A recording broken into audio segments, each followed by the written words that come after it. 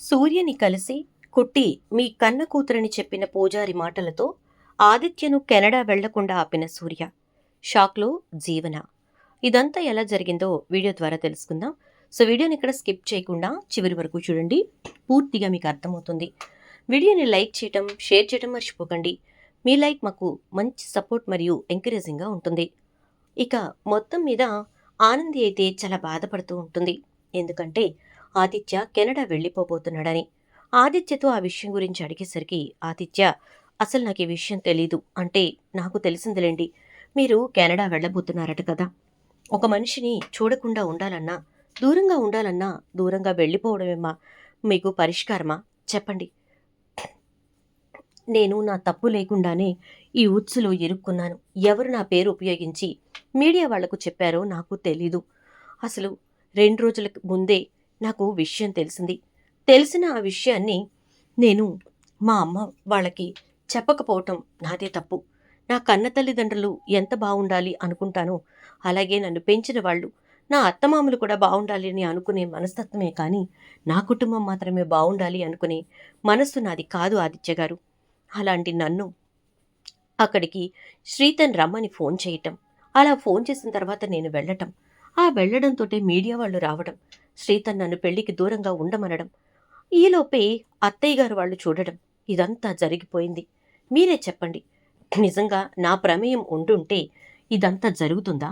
నేను వెళ్ళగానే మీడియా వాళ్ళు వస్తారా? శ్రీతన్ నన్ను దూరంగా ఉండమన్న వెంటనే అత్తయ్య గారు వచ్చేస్తారా? ఎవరో వెనకుండి చేశారు. ఎవరు అనేది నాకు తెలీదు. నేను ప్రూవ్ చేసుకోవాలని కూడా అనుకోవట్లేదు. కానీ నా తప్పు లేదని మాత్రం నేను ప్రూవ్ చేసుకుంటాను. కానీ ఇప్పుడు మీరు ఇక్కడ ఉండకుండా వెళ్ళిపోతే ఎవరికి ప్రూవ్ చేసుకోవాలి చెప్పండి? ఎవరికి ప్రూవ్ చేసుకోవాలి నేను అని చెప్పని అంటూ ఉంటుంది. ఇక ఆదిత్య అయితే చాలా బాధపడుతూ ఉంటాడు ఆనంది మాటలతోటి. ఇక వెంటనే ఆదిత్య ఏమీ మాట్లాడకుండా అక్కడి నుంచి వెళ్ళిపోతాడు. ఆదిత్య వెళ్ళిపోవడంతో ఆనంది కూర్చుని బాధపడుతూ ఉంటుంది. ఇక ఈలోపు ఆఫీస్లో ఉండకుండా ఆదిత్య ఇంటికి వెళ్తాడు. ఇంటికి వెళ్ళిన తర్వాత అక్కడ చైతు, శశికాంత్ ఇంకా సునంద మాట్లాడుకుంటూ ఉంటారు. పనమ్మాయికి సాయంత్రం అన్ని ఆదిత్యకి ఇష్టమైన వంటలు చేయాలి అని చెప్తూ ఉంటే చైతు వచ్చి, అయితే అన్నయ్యకి ఇష్టమైన బిర్యానీ వదిన ఆనంది చేత్తోనే చెయ్యాలి అని అంటూ ఉంటే, అవసరం లేదు, అది కాకుండా మిగతా మెనూ కంప్లీట్ చేయి అని అంటూ ఉంటుంది. అసలు ఇప్పుడు సడన్గా ఎంత అవసరం ఏమొచ్చింది అన్నయ్యకి ఇష్టమైనవన్నీ చేయడానికి అంటూ ఉండగానే ఆదిత్య వస్తాడు. రా అది అని అంటూ, ఏంటి సడన్గా ఆఫీస్ నుంచి వచ్చేసావంటే, అది మమ్మీతో మాట్లాడే పనుంది అందుకే వచ్చాను అంటూ ఉంటాడు ఆదిత్య. సరే, ఇంత సడన్గా ఎందుకు అంటే, ఆది రేపు పొద్దున్నే కెనడా ఫ్లైట్కి వెళ్తున్నాడు, అందుకోసమని చెప్పి నైట్ డిన్నర్ ప్లాన్ చేశాను అని అంటుంది సునంద. కెనడానా? ఎందుకు? ఎప్పుడొస్తాడు అని అంటూ ఉంటే, మేబీ 1 year తర్వాత. 2025 వెళ్ళి 2026 ఇలా వచ్చేసింది. జాన్ వెళ్ళి ఫిబ్రవరి ఇలా వచ్చేసింది. సో 1 year ఎంతలో గడుస్తుంది అంటే, ఇప్పుడు సడన్గా అన్నయ్య అంత దూరం అంతకాలం వెళ్లాల్సిన అవసరం ఏంటి అని అంటే, కేడీ గార్మెంట్స్కి డిజైనింగ్ వర్క్ నేర్చుకోవడానికి వెళ్తున్నాడు అని అంటే, ఆ వర్క్ ఎవరైనా నేర్చుకోవచ్చు కదా, జీవనను పంపించచ్చు కదా అని అంటే, కాదు ఆదిత్య అని వెళ్ళాలి, ఆదిత్య కదా పార్ట్నర్ అని అంటుంది ఇక సునంద. ఒక మనిషిని ఇంకో మనిషి నుంచి దూరం చేయటానికి ఎన్ని రకాల ప్రయత్నాలు చేయొచ్చో అన్ని రకాల ప్రయత్నాలు ఇక్కడ జరుగుతున్నాయని అర్థమైపోతోంది అని అంటూ ఇక చైతన్య అక్కడి నుంచి వెళ్ళిపోతాడు. శశికాంత్ కూడా సునందతోటి, మనిషి జీవితం అంటే ఏంటి సునంద, మరొకరి చేతుల్లోకి వెళ్ళిపోవడమేనా? చైతన్య అన్నట్టు తోలుబొమ్మలాట చూసినప్పుడు చాలా బాగుంటుంది, కానీ ఆ బొమ్మను ఆడించేవాడి చేతిలోనే అంతా ఉంటుందని అర్థమయ్యేసరికి మనకి టైం పడుతుంది అంటూ వెళ్ళిపోతాడు శశికాంత్. ఈలోపు జీవన, అత్తయ్య గారు మీరు ఎవరేమన్నా అస్సలు తగ్గకండి, ఆనందిని బావగారు తిరిగి వచ్చేసరికి ఆఫీస్లో లేకుండా చేసే పూచి నాది అని చెప్పేసేసి ఇక జీవన అంటుంది. ఆనంది అయితే, ఆదిత్య గారు వర్క్ చేయకుండా రూమ్లో ఉండిపోయినట్టున్నారు, ఒకసారి మాట్లాడదాం అని లోపలికి వెళ్ళేసరికి ఫైల్ ఓపెన్ చేసి కూర్చుని ఉన్నట్టుగా కనపడుతూ ఉంటుంది. ఆదిత్య గారు, ఒక్కసారి మనం కేడీ గార్మెంట్స్కి సంబంధించిన డిజైన్స్ గురించి ఫైనల్ చేద్దాం అన్నారు కదా అంటూ ఉంటే జీవన తిరుగుతుంది. నువ్వేంది ఇక్కడ అంటే, ఇక నుంచి నీ పార్ట్నర్ నేనేనమ్మా, ఎందుకంటే బావగారు కెనడాకి వెళ్ళిపోతున్నారు, ఇప్పట్లో కాదు అసలు ఎప్పటికీ రావద్దనుకుంటున్నారు, అని చెప్పేసరికి ఇక ఆనంది చాలా బాధపడుతూ ఉంటుంది. ఇక అలా బాధపడుతున్నటువంటి ఆనంది అక్కడి నుంచి వెళ్ళిపోయి కూర్చుని ఉదయాన్నే కూర్చుని బాధపడుతుంది. ఆ తర్వాత రాత్రంతా ఆదిత్య ఆలోచిస్తూ ఉంటాడు. ఆనంది కూడా చాలా మదన పడుతుంది. ఉదయానికి లేచి చూసుకుంటూ ఉంటే ఆనంది రెడీ అయ్యి ఆఫీస్‌కొచ్చి కూర్చుని ఏడుస్తూ ఉంటే, జీవన, అలేఖ్య ఇద్దరూ వచ్చి ఆనందిని మాటలంటూ ఉంటారు. ఇక ఆ మాటలతోటి చాలా బాధపడుతున్నటువంటి ఆనంది అయితే, "నేను ఆఫీస్‌కి లీవ్ పెట్టి వెళ్తున్నాను." అంటే లీవ్ ఇవ్వట్లేదు అనగానే, "నేనేమి నీ దగ్గర ఎంప్లాయీని కాదు. నేను ఇక్కడ వన్ ఆఫ్ ద పార్ట్నర్‌కి రిప్రజెంటేటివ్‌ని. ఓకే." అని చెప్పి వెళ్ళిపోతుంది. ఇక అలా వెళ్ళిన తర్వాత పద్మ దగ్గరికి వెళ్ళి ఒళ్ళో పడుకుని ఏడుస్తూ ఉంటుంది. అలా ఏడుస్తున్నటువంటి ఆనందిని జ్యోతి చూస్తుంది. ఏమైంది? చాలా ధైర్యంగా ఉండే కుట్టి ఎందుకు ఏడుస్తోంది? అనుకుంటూ అటుగా వెళ్ళి కొంచెం దూరంగా నుంచొని వింటూ ఉంటుంది. ఏందమ్మా ఇది? ఎటు పోయినా సరే ఎటుకటు ఎదురొస్తూనే ఉన్నాయి. వచ్చిన ముళ్ళన్నీ దాటుకుని పూల బాట మీద అడుగు పెట్టేలోపే అవి ముళ్ళైపోతున్నాయి. నా బతుకేందో నాకేం అర్థం కావట్లేదమ్మా. నా జీవితం సంతోషాల నిలయం అవ్వకపోయినా పర్వాలేదు. బాధనేది నా బతుక్కి లేకుండుంటే చాలు గదమ్మా! ఇప్పుడేమో ఆదిత్య గారు కెనడాకి వెళ్ళిపోతున్నారు. ఏం చేయాలనో అర్థం కావట్లేదమ్మా! అని చెప్పని అంటూ ఏడుస్తూ ఉంటుంది. ఇక అలా ఏడుస్తున్నటువంటి ఆనంది మాటలతోటి జ్యోతి అయితే బాధపడుతుంది. ఆదిత్య ఎందుకు కెనడా వెళ్తున్నాడు అని అనుకుంటూ ఇక జ్యోతి సూర్య దగ్గరికి వెళ్ళి ఆదిత్య కెనడాకి వెళ్ళిపోతున్నాడంట అని చెప్పనంటే అదేంటి సడన్గా అంటే ఏమో ఏం జరిగిందో తెలీదు. కుట్టి బాగా బాధపడుతోంది. ఇప్పుడది ఒంటరిదైపోతుందండి. ఆదిత్య అనే చిరుదీపపు వెలుగులోనే తను తన భవిష్యత్తుని ఊహించుకుంటూ ఎప్పటికైనా ఆ దీపం అఖండ దీపంలో వెలక్కపోతుందా? తన జీవితం 3 పువ్వులు 6 కాయలుగా ఉండబోతుందా? ఉండబోతుందా? లేదా ఉండకపోతుందా? అని చెప్పి తను ఆలోచనతో, ఆశతో బ్రతుకుతోంది. కానీ ఇలాంటిది ఇప్పుడు ఆదిత్యే లేకుండా పోతే ఇక తను చేయగలిగింది ఏముంటుందండి? ఆలోచించండి అని చెప్పని అంటే, నేను ఆదిత్య మాట్లాడే ప్రయత్నం చేస్తాను అని అంటూ ఉండగానే సూర్య ఫోన్ మోగుతుంది. సూర్య ఫోన్ లిఫ్ట్ చేసి హలో అంటే, నేను బాబు పూజారిని అంటే, ఆ పూజారి గారు చెప్పండి అని చెప్పని అనగానే ఇక మిమ్మల్ని కలవాలి బాబు అని అంటాడు. ఉదయమే కదా గుడికొచ్చాను. మీకు అన్న అన్నదానం చేయటానికి డబ్బిచ్చాను కదా అంటే, అవును బాబు మీరొచ్చినప్పుడే కుట్టి కూడా వచ్చింది కదా! కుట్టిని మీరన్న మాటలకి కుట్టి బాధపడుతూ వెళ్ళిపోయింది అని అనగానే, మీరింకేదైనా విషయం గురించైతే ఫోన్ చేయండి పూజారి గారు. కుట్టి గురించైతే ఫోన్ చేయకండి అని అంటే, కానీ మీకొక ముఖ్యమైన విషయం చెప్పడానికే నేను ఫోన్ చేశాను. నేను చేసినట్టుగా కుట్టికి కూడా తెలీదు అని అంటే, ఇంకా తన గురించైతే నేను తెలుసుకోవాల్సింది ఏమీ లేదు పూజారి గారు అంటాడు సూర్య. అలా అనకండి బాబు. మీరు తెలుసుకోవాల్సిన విషయం ఒకటుంది. తను ఎవరో ఏంటో మీరు తెలుసుకోవాలి బాబు అని అంటాడు. ఏం మాట్లాడుతున్నారు? అంటూ సూర్య అనేసరికి మీరు అక్కడుండి మాట్లాడకండి బాబు. మీరొక్కసారి నా దగ్గరికి రండి. నేను మీకు మొత్తం అంతా వివరంగా చెప్తాను అని అనేసరికి సరే అయితే అంటూ సూర్య జ్యోతిని తీసుకుని బయలుదేరుతాడు. ఇక అలా వెళ్ళేసరికి పూజారి సూర్యకి, జ్యోతికి ఇద్దరికీ కూడా మీరిద్దరూ కూడా ఒక విషయాన్ని నేను చెప్తున్నప్పుడు శ్రద్ధగా వినండి. నిజానిజాల్ని గ్రహించండి అని అంటూ ఉంటాడు. ఏంటా విషయం? కుట్టిని తిరిగి మేం కూతురుగా అంగీకరించాలా? లేక కుట్టిని తీసుకెళ్ళి ఇంట్లో పెట్టుకోవాలా? అని అంటే, రెండూ కాదు బాబు. కుట్టికి తల్లిదండ్రులు లేరు అని చెప్పి మీకు తెలుసు కదా! అదే నీ సొంత నాన్న అయితే ఇలా బాధపడతాడని నీకు తెలిస్తే నువ్వీ పని చేస్తావా అని కుట్టిని పొద్దున్న మీరు అడిగారు. కానీ కుట్టి అయితే అలాంటి పని కావాలని ఎప్పుడూ చేయదు బాబు. ఎందుకంటే తన తల్లిదండ్రుల్ని బాధపెట్టే పని కుట్టి ఎందుకు చేస్తుంది అని అంటాడు పూజారి గారు.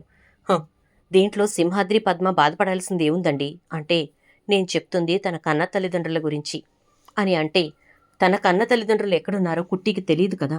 వాళ్ళు బాధపడతారో లేదో, అయినా తను చేసిన పని వల్ల బాధపడుతోంది మేము అని చెప్పని అంటాడు సూర్య.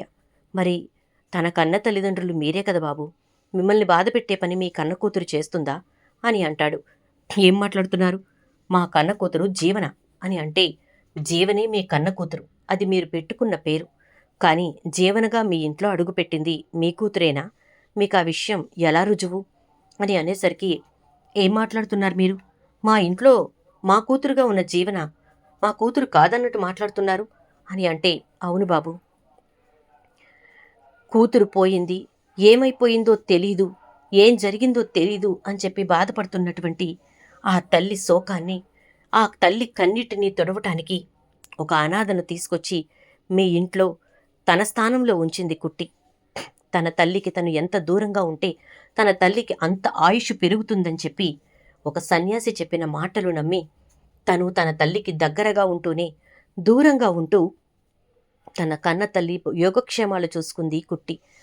తన తల్లిదండ్రులు బాధపడకూడదని, తన తాత నానమ్మ బాధపడకూడదని, తన కుటుంబం సంతోషంగా ఉండాలని, తన తమ్ముడికి ఒక అక్క కావాలని మల్లిని తీసుకొచ్చి జీవనను చేసి ఆ ఇంట్లో ఉంచింది కుట్టి అని అనేసరికి, అంటే అంటే మీరు మాట్లాడుతుంది కుట్టి మా కన్న కూతురనా అని అంటే, అవును బాబు, కుట్టియే మీ కన్న కూతురు, కుట్టియే మీ జీవన, కుట్టియే ఆనంది అని చెప్పి అంటూ ఉంటే ఒక్కసారిగా సూర్య, మీరు అబద్ధం చెప్తున్నారు, కుట్టిని మాకు దగ్గర చేయడానికి అబద్ధం చెప్తున్నారంటే ఆ అవసరం నాకు లేదు బాబు.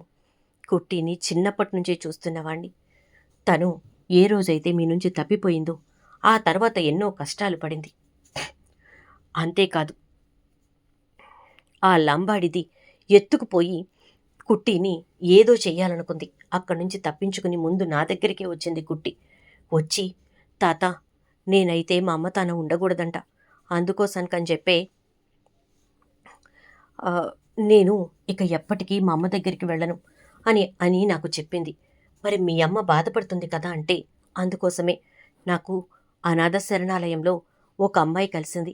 ఆ అమ్మాయిని నేను తీసుకొచ్చి మా అమ్మకి కూతురుగా నేను పెట్టాలనుకుంటున్నాను అని అంటే, చూడు కుట్టి, ఈ వయసులో నీకు పోలికలు తెలిసిపోతాయి కదా అంటే, అందుకే ఇప్పుడే తీసుకురాను, ఒక 2 ఏళ్ల తర్వాత నా పోలికలు తెలియకుండా ఉండటానికే ఆ పిల్లని తీసుకొస్తాను అని చెప్పి చెప్పింది. కుట్టి మీ నుంచి దూరం అయ్యేసరికి కేవలం 1.5 సంవత్సరాల పిల్ల. ఆ పిల్లకి తన వాళ్ల గురించి తన మనస్సులో ఎంత గుర్తుండుంటుంది, ఎంతలా మిమ్మల్ని అందరినీ ముద్రించుకుని ఉంటుంది. ఆ తర్వాత తప్పించుకుని, రౌడీల నుంచి తప్పించుకుని అనాథ శరణాలయంలో ఉండి 2 సంవత్సరాల తర్వాత నా దగ్గరికి వచ్చింది. ఆ తర్వాత 2 సంవత్సరాలకి మల్లిని తీసుకొచ్చి మీ బిడ్డగా మీకు నా ద్వారానే పరిచయం అయ్యేలా చేసింది అని అనేసరికి ఒక్కసారిగా సూర్యజ్యోతి షాక్ అయిపోతారు. అంటే కుట్టి మా కన్న కూతురా? మరి మా కన్న కూతురు అయ్యుండి ఎందుకు శ్రీతన్కి పెళ్లి చేసింది అంటే, శ్రీతన్ పెళ్లి కుట్టి చేయలేదు బాబు, మీకు నిజం తెలీదు. ఎవరో కుట్టి పేరుతో, అదే ఆనంది అనే పేరుతో మీడియా వాళ్ళకి ఫోన్ చేశారు. అసలు ఆనంది ఇక్కడికి పెళ్లి దగ్గరికి వెళ్ళేసరికే అసలు తనకి పెళ్లి గురించే తెలీదు. శ్రీతన్ బాబు ఫోన్ చేసి ఒక్కసారి గుడికిరా అని చెప్పడంతో అక్కడికి వెళ్ళింది. అలా వెళ్ళి తనే పెళ్లి జరిపించినట్టుగా అందరి ముందు తనే అనవసరంగా ఇబ్బందుల్లో పడే పరిస్థితి వచ్చింది అని అంటే, మరి మరి అసలు ఇదంతా ఎవరు చేసినట్టు అంటే, నా అవగాహన వరకు జీవనే ఇదంతా చేస్తోంది బాబు. జీవనకి తను ఆ ఇంటి కూతుర్ని కాదు అనే విషయం తెలుసు. ఎప్పటికీ కూడా కుట్టియే ఆ ఇంటి వారసురాలని మాత్రం జీవనకి తెలీదు. కానీ కుట్టి అంటే జీవనకు చాలా కోపం. ఎప్పుడూ కుట్టి మీద పైచేయి సాధించటానికి తనని ఇబ్బందుల్లో పడేస్తూ ఉంటుంది. మీకు తెలియకుండా మీ వెనక చాలా జరుగుతోంది. వాటన్నిటినీ దాటుకుంటూ కుట్టి మీకు దగ్గరగా ఉండటానికి ఎన్నో రకాల ప్రయత్నాలు చేస్తూనే ఉంది. అలా జీవన చేసిన ప్రతి పనిని దాటుకుంటూ మిమ్మల్ని కాపాడుకుంటూ శ్రీతన్ పెళ్లి విషయంలో కూడా కుట్టి అలాగే అడ్డంగా ఇరుక్కుంది బాబు అని చెప్పేసరికి ఇక ఏం చేయాలో ఏం మాట్లాడాలో అర్థం కాక, సరే అయితే మీరు చెప్పిందే నిజమని చెప్పి నేను నమ్ముతున్నాను. ఎందుకంటే కుట్టిలో ఉండే పోలికలు, కుట్టిలో ఉండే భావజాలం, కుట్టిలో ఉండే గుణగణాలు అన్నీ మావే కాబట్టి, జీవన మా కూతురులా మాకిప్పుడు అనిపించదు కాబట్టి ఇది నమ్ముతున్నాను. అయినా సరే నేను ఒకసారి DNA టెస్ట్ చేయిస్తాను అని చెప్పి ఇక సూర్య అయితే కుట్టి ఉంటున్నటువంటి రూమ్కి వెళ్తాడు. వెళ్ళి అక్కడ కుట్టి కోంబులో నుంచి హెయిర్ ఫాలికల్స్ తీసుకుని వెంటనే DNA పరీక్ష చేయిస్తాడు. దాంట్లో క్లియర్గా కుట్టి తన కూతురని వచ్చేస్తుంది. ఇక పరీక్ష ఫలితాలు తీసుకుని జీవనకి తనకి కూడా టెస్టులు చేయిస్తాడు. అలా ఎందుకు చేయిస్తాడంటే, బ్లడ్ టెస్ట్కి ఇవ్వడానికి రా నువ్వు, ఎందుకంటే ఒకళ్ళకి బ్లడ్ కావాలి అని చెప్పి జీవనని పిలిపించి బ్లడ్ తీయించి ఆ తర్వాత తను కూడా బ్లడ్ ఇచ్చి టెస్టులు చేయిస్తాడు. దాంట్లో జీవన తన కూతురు కాదు అని వచ్చేస్తుంది. ఇక ఆ 2 రిపోర్ట్స్ పట్టుకుంటాడు ఇక సూర్య అయితే. అలా పట్టుకున్న తర్వాత వెంటనే ఆదిత్యకు ఫోన్ చేస్తాడు. ఆదిత్య చెప్పండి మావయ్య గారు అంటే, "నువ్వు కెనడా వెళ్తున్నావట?" అంటే, అవును మావయ్య గారు. మార్నింగ్ నేను లేవలేకపోయాను. ఫ్లైట్ మిస్ అయిపోయింది. మేబీ రేపు బయలుదేరతాను" అని అంటే, "కానీ ఈరోజు నువ్వు నన్ను కలవాలి" అని అంటాడు. "ఏంటి మావయ్య గారు ఏవైనా అర్జెంటా?" అని అనేసరికి ఇక దాంతో వెంటనే కుట్టి అయితే ఆహ్, ఇప అదే సారీ సూర్య అయితే ఇక ఆదిత్యతో మాట్లాడతాడు కదా! ఆదిత్య సూర్యని కలవడానికి వస్తాడు. వచ్చిన తర్వాత ఆదిత్యని చూసినటువంటి సూర్య అల్లుడు అంటూ దగ్గరకు తీసుకుంటాడు. "ఏంటి మావయ్య గారు సడెన్‌గా అల్లుడు అంటున్నారు" అని అంటే, "నువ్వు నాకు అల్లుడివి కాబట్టి అల్లుడు అన్నాను" అని అనేసరికి ఇక వెంటనే ఆదిత్య "ఏం జరుగుంటుంది? మావయ్య గారికి నిజం తెలిసిందా?" అనుకుంటూ ఉండగా, "నువ్వు నాకు అల్లుడివి అవుతావో లేదో నీకు తెలీదా ఏంటి?" అని అంటూ సూర్య ఆదిత్యని దగ్గరకు తీసుకుంటాడు. "మీకు నేను పెద్దల్లుడినేనండి" అంటే, "కాదు నువ్వే నా అల్లుడివి. నువ్వే నా సొంత అల్లుడివి. నా కన్న కూతురు ఆనంది భర్తవి" అని అనేసరికి, "మావయ్య గారు" అని చెప్పని అంటాడు. "అవును. నీకు కర్పగం నిజం చెప్పిందని పూజారి గారు నాకు చెప్పారు. కుట్టియే మా కన్న కూతురని పూజారి గారు నాకు చెప్పారు. నాకన్ని నిజాలు తెలిసిపోయాయి ఆదిత్య" అని అనేసరికి, "చాలా థాంక్స్ మావయ్య గారు. నేను దూరమైపోయినా ఆనంద్‌కి ఇక మీరుంటారనే ధైర్యం నాకొచ్చింది" అనగానే, "అసలు నువ్వెందుకు దూరమవ్వాలి?" అని అంటాడు. "అది కాదు మావయ్య గారు. ఆనంద్ చేసిన పని వల్ల మా అమ్మ చాలా కోపంగా ఉంది" అని అంటే, "చూడాదిత్య, ఒక పెళ్లి అంటూ చేసుకున్న తర్వాత తల్లిదండ్రులకి గౌరవ మర్యాదలు ఇవ్వాలి. అలా అని చెప్పి కట్టుకున్న దాన్ని బాధ పెట్టకూడదు కదా" అని అనేసరికి, "మరి మీరు కూడా ఆనందిని బాధ పెట్టారు కదా" అంటాడు. "ఆనంది మా కన్న కూతురు కాదు. మా కన్న కూతురు కాకపోయినా మేము నెత్తిన పెట్టుకు చూసినందుకు తను మాకిలా చేసిందేంటి అని బాధపడ్డాం. అలా అని మీ అత్తయ్యగారు ఆనందిని వదిలేయలేదే. తనని ఎప్పటికప్పుడు దూరం నుంచి కానీ, దగ్గరకు వెళ్లి కానీ మోటివేట్ చేస్తూనే ఉంది. తను చనిపోవాలనుకునే పరిస్థితికి కూడా వచ్చినప్పుడు, నా కుట్టి ఇలా అధైర్యపడదు, నా కుట్టి ఇలా బాధపడదు అంటూ తనని మోటివేట్ చేశారు" అని చెప్పేసేసి మాట్లాడతాడు సూర్య. ఇక ఆ మాటలతోటి వెంటనే ఆదిత్య అయితే, "అంటే మీకు కుట్టి మీ కన్న కూతురని తెలిసిపోయిందా?" అని అంటే, "పూజారి గారు మొత్తం చెప్పారు బాబు" అని అంటాడు సూర్య అయితే. ఇక ఆ మాటలు విన్న ఆదిత్య, "సరే మావయ్య గారు, మీకు నిజం తెలిసింది కదా! ఆనందిని జాగ్రత్తగా చూసుకోండి. అంటే ఆనంది తప్పు చేయలేదని నేను నిరూపిస్తాను. అప్పుడు నువ్వు ఆనందిని భార్యగా అంగీకరిస్తావా?" అని అంటాడు సూర్య. "ఎలా నిరూపిస్తారు?" అంటే, ఎవరైతే మీడియాకి ఫోన్ చేసినటువంటి ఆ టైం దగ్గర నుంచి, మాట్లాడిన వాళ్ళ దగ్గర నుంచి ప్రతి ఒక్కళ్ళని నేను బయటకు తీసుకొస్తాను" అని అంటాడు సూర్య. "సరే మీ ప్రయత్నం మీరు చేయండి. కానీ నేను కెనడా వెళ్ళాలి అంటే తప్పాదిత్య. నువ్వు చేస్తోంది చాలా పెద్ద తప్పు. ఒకవేళ నీకు ఆనంది పూర్తిగా దూరమైపోతే అప్పుడేం చేస్తావు? నువ్వు తిరిగి వచ్చేసరికి నీ ఆనంది నీ కళ్ళ ముందు కాదు కదా! అసలు ఈ దరిదాపుల్లోనే లేకపోతే, ఎక్కడుందో తెలియని పరిస్థితుల్లో ఉంటే అప్పుడేం చేస్తావు?" అని అంటాడు సూర్య. ఆ మాటలతో ఒక్కసారిగా షాకయిపోతాడు ఆదిత్య. "అవును. జరగబోయేదిదే. ఇలా జరగడం కోసమే నిన్ను కెనడా పంపించే ప్లాన్ జరుగుతోంది" అని అంటాడు. "సరే మావయ్య గారు నేను వెళ్ళను" అని ఆదిత్య ఆగిపోతాడు. ఇక ఆదిత్య ఇలా వెళుతున్నాడు కాబట్టి జయం కలగాలని చెప్పి పూజ చేస్తాను అంటూ ఇక ఆహ్, ఆనంది అనేసరికి దానికి పద్మ, సింహాద్రి ఇద్దరూ కలిసి పూజకు ఏర్పాట్లు చేస్తారు. అలా ఏర్పాట్లు చేసిన తర్వాత పూజ జరుగుతూ ఉండగా పూజారి గారైతే, "చూడమ్మా, ఇంకా ఈ పూజలో చాలా తంతుంది. నువ్వు నీ భర్తతో కలిసి ప్రదక్షిణ చేసి నీ భర్త ఆశీర్వాదం తీసుకోవాలి" అంటే, ఆయన కెనడాకు వెళ్ళిపోయారు గదా పూజారి తాత అని అంటుంది. ఈలోపే సునంద ఇంకా ఆదిత్య ఇద్దరూ కూడా గుడి దగ్గరకొస్తారు. ఎందుకంటే ఆదిత్య సునందకి నిజం చెప్పేస్తాడు. కుట్టి సూర్య ఇంకా జ్యోతిల కూతురు అనే విషయం చెప్పేయడంతో ఇక ఒక్కసారిగా సునంద అయితే షాక్ అయిపోతుంది. జరిగింది మొత్తం చెప్తూ ఉంటే అప్పుడు సునందకి విషయం అర్థమవుతుంది. జీవన కావాలనే ఆనందిని ఈ ఇంటికి దూరం చేయాలని చూస్తోందని అర్థం చేసుకుంటుంది. ఇక అలాగే సూర్య చెప్పినట్టుగా ఆనంది ఎటువంటి తప్పు చేయలేదని నిరూపణ అయితే ఇక తన కోడల్ని కోడలిగా అంగీకరించడానికి తనకే అభ్యంతరం లేదని చెప్తుంది. ఇక సూర్య, జ్యోతి వాళ్ళు ఫోన్ చేసి పూజ చేయిస్తున్నారు రండి అని చెప్పడంతో వాళ్ళకి నిజం తెలిసిన విషయం బయట పెట్టకుండానే ఆనంద్‌కి సపోర్ట్ చేస్తూ వెనక అంతా కూడా నడిపిస్తూ ఉంటారు. దాంతో ఇద్దరూ కూడా గుడి దగ్గరికొస్తారు. అక్కడికొచ్చిన తర్వాత నేను పూజ చేయించుకుంటూ ఉంటాను. నాకు తెలియకుండా వెళ్ళి ఆనంద్‌తో నువ్వు ఆ పూజా కార్యక్రమం పూర్తి చేస్తున్నట్టుగానే ఉంచు అంటుంది. అలాగే అమ్మ అంటూ ఆదిత్య అక్కడికి వెళ్ళి పూజారి గారిని కలిసి పూజ చేయాలి పూజారి గారు అంటే, బాబు సమయానికొచ్చారు. ఈ పూజ పూర్తి చేయండి అనేసరికి సరే అంటూ ఆనందితో పాటు కలిసి ప్రదక్షిణ చేస్తాడు. అలా చేసిన తర్వాత ఇక ఆశీర్వాదం ఇస్తాడు ఆనంద్‌కి. అంతా అయిపోయిన తర్వాత ఆనంది అయితే చాలా సంతోషపడుతుంది. ఇంకా ఆదిత్య గారు కెనడాకి వెళ్ళట్లేదనమాట అని చెప్పని అనుకుంటూ ఉంటుంది. ఇక పూజ అంతా అయిపోయిన తర్వాత ఆనంది నేను ఆఫీస్‌కి వెళ్తున్నాను వస్తావా అంటే, వద్దులేండి మళ్ళీ అత్తయ్య గారికి తెలిస్తే మిమ్మల్ని ఏదో ఒకటి అంటారు అని అంటే, పర్వాలేదు మనకి సాయం చేసిన మనిషే కదా రమ్మను అని అంటుంది. అత్తయ్య గారికి తెలిసే పూజ చేశారా అంటే, మా అమ్మ అక్కడ పూజలో ఉంది అందుకే గబగబా వచ్చాను అని చెప్పని అంటాడు.